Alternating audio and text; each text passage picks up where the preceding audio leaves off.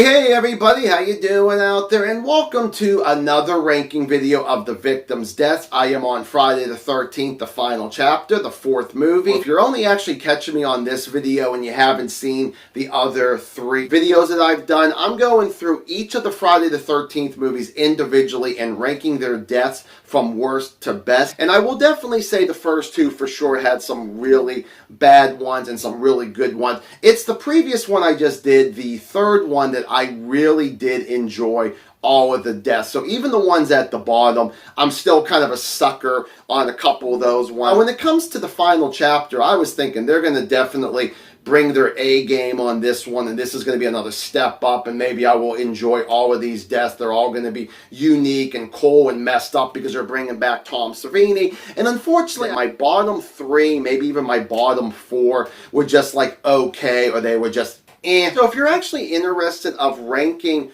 all 12 of these deaths, give me a comment down below and we shall discuss it, or just give me your best and your worst. That's perfectly fine there too. So let's get ourselves started. Number 12 is going to be Terry. This is one of the two twins that we have. And so the whole thing with Terry is that she actually is trying to get her sister Tina, who's actually just finished up having sex with another character. And Terry's like, Tina, I'm going to go without you there. And Tina's like, just go. Terry's like, okay. So she has her rain jacket on and she's walking towards her bike there. When you first see these twins, they're actually riding bikes. So she gets her bike and then the camera slowly pans away from her and close to the cabin, and all of a sudden we kind of get a shadow of Jason. He's holding a weapon. He stabs her, so some kind of pull, which then that's what it ends up being. And it's like what we kind of get is a shadow death. And honestly, I kind of look at it. There was a movie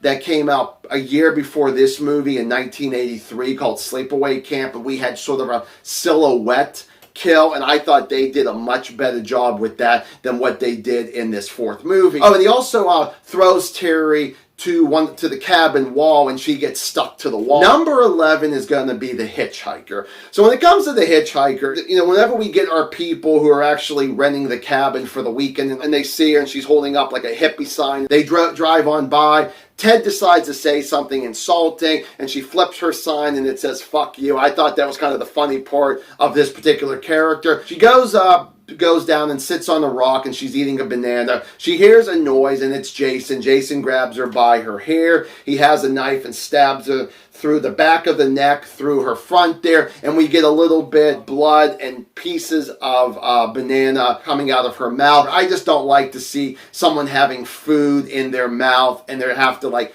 almost like spit it out with fake blood. It never really appealed to me. Number 10 is going to be Rob. And Rob, I believe, is the last person to get killed. Rob is the one who's trying to find Jason to get some revenge after Jason killed his sister in part 2. I forget which one. They mentioned it in the movie, but for some reason I'm drawing a blank right now. The thing with him is, him and Trish go to the other cabin where everybody's already dead who rented for the weekend there. So they're trying to do some investigation. Rob goes to the basement, so does Trish. And then all of a sudden Trish decides to goes upstairs and she actually sees a character who dies in the bathroom and telling Rob that, you know, they're all dead, even though she only sees one of the dead bodies there. Rob goes upstairs for like a moment, and I guess the thing was he gets caught in the steps there a little bit, or Jason is grabbing him. I'm not too sure which way it is. He runs back down the steps and Jason comes out of the shadows, grabs him and starts beating him up, and then Jason picks out a tool from a toolbox that you hardly can actually see and starts whacking him.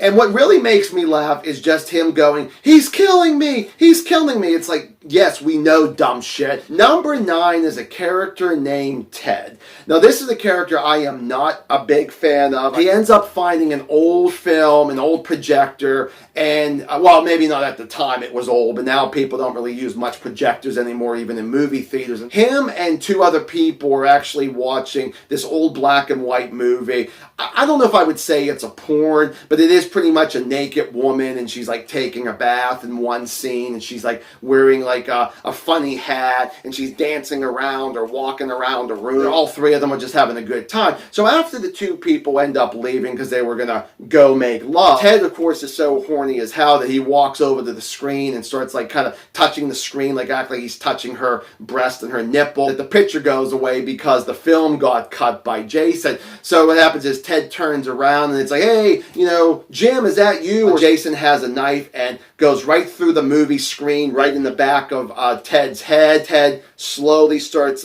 sliding down to the floor, and you see a lot of blood on the screen. Again, it's still an okay, just stabby, where we know Jason could still do that, but also have other unique ways of actually going with his deaths there too. So number 8 is going to be a character named Samantha. So we have Samantha and I believe it was Paul, or a couple. Paul actually starts kind of hitting on one of the twins, or one of the twins actually starts hitting on him. Samantha is kind of getting pretty much jealous. So she's like, you know what, I'm going to go for a night swim. She goes to the lake there, she takes off her clothes and she starts swimming. There's like a little lifeboat out there. So she ends up swimming out to the lifeboat and just kind of laying around. And she's looking around. She hears a noise, so she's thinking maybe it was Paul coming to apologize and they're going to make up. You know, he never shows up. We get Jason, who comes out of the water, holds like the back of her neck. He actually stabs her with a knife from the bottom of the lifeboat and goes through her stomach and through her back there. And I think it's a good death, but I also have to say that the reaction that we get from the actress could have been a lot better. Number 7 is going to be Tina, the other twin. Her and Jim were actually just finishing up having sex, and Jim decides to go downstairs because I think he was going to get some wine for him and for her. Tina decides, I guess she went to go freshen up, and she comes back and she looks out the window and she noticed that her sister's bike is actually still there, and kind of like looks over her shoulder, then looks back, and Jason breaks through the window, grabs her, and throws her out of the window. And she lands on a car, the windows blow out, and then she ends up falling on the ground. Now, I really like this death here. My only little problem is that we don't get any blood. Number 6 is the nurse. I do not know if she had a name or not, so I'm just going to go the nurse. So her and Axel is the coroner, that they're watching TV in his little office,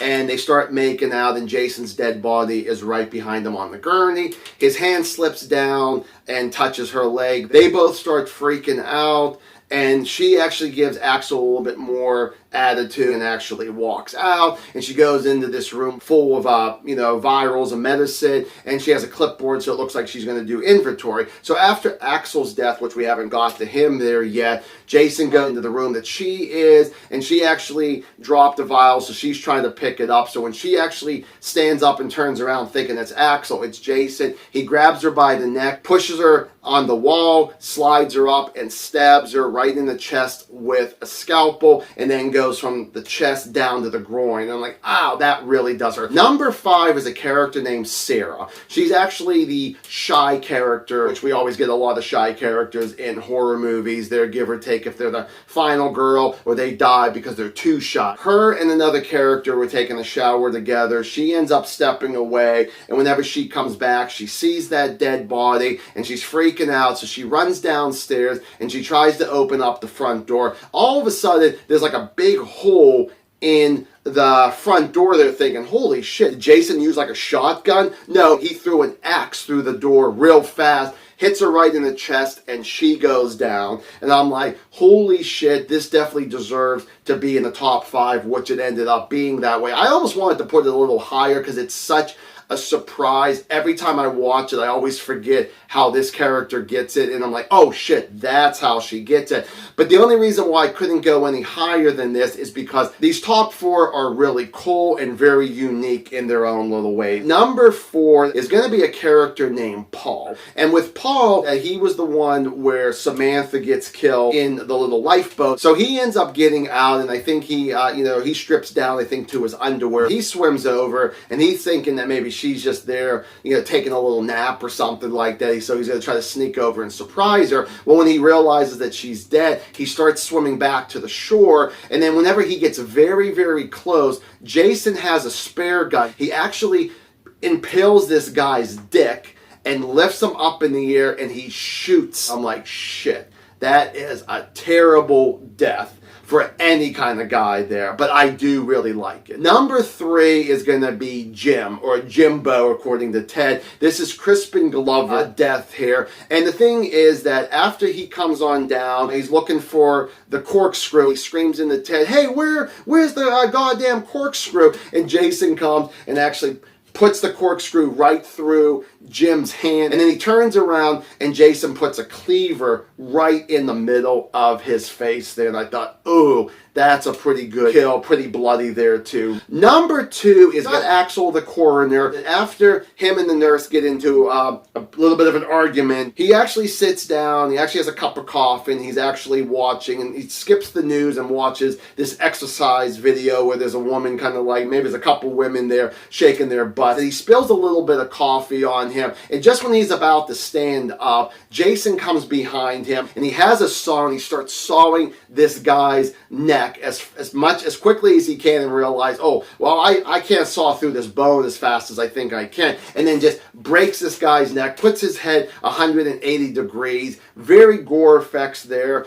I love that one, definitely. I think it's a great one from Tom Savini. But there is one I do like a little bit better, and I don't know if this would be a lot of people's number 1 or not, but for me, it's got to be Doug. This is where we had Sarah and Doug making out in the shower. She steps away. Doug hears someone opening up the door, thinking that maybe it was Sarah. Then he thinks it's actually, I think he said Paulie. Hey, Paulie, I dropped the soap. Why don't you come on in? Ha, ha, ha. And then Jason's hand goes right through the glass door, puts his palm right up to Doug's mouth. He's like trying to struggle, and he can't because he's pinned against the wall. And then of course they do their edits and all that. Then you can kind of tell that Doug is not a human anymore. It is a dummy. You can tell that his mouth is wide open like one of those blow up sex dolls. And he's just like smashing his face. And I just really love that death. Plus, it's one of these things where when I first ever, many times I've watched this movie, I never really cared that much for the death. Now all of a sudden I feel like this was kind of, for me, an underdog death that deserved to also be